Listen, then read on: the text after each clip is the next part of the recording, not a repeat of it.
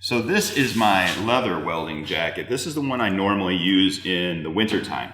So wintertime, leather is still king in the welding world. Sleeves and such, if you want to just have sleeves for the summertime. In the summertime, what I really like to use is a synthetic flame resistant welding jacket that covers the entire body, usually has vents in the back, so it's a little bit more breathable. These, however, in the wintertime will keep you warm and they'll keep you protected.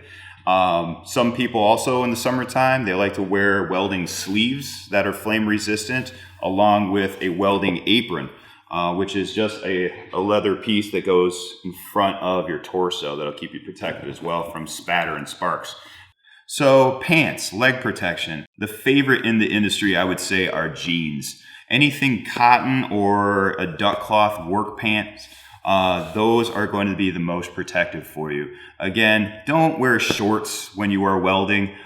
Shorts, obviously, you're going to get a lot of spatter. That might not bother you too much, but the radiation, the UV light coming from the arc light will hit your legs and you'll burn your legs. So try to stay away from that. I'm a big fan of both. I wear both in my shop, and that's how you stay protected when you're welding.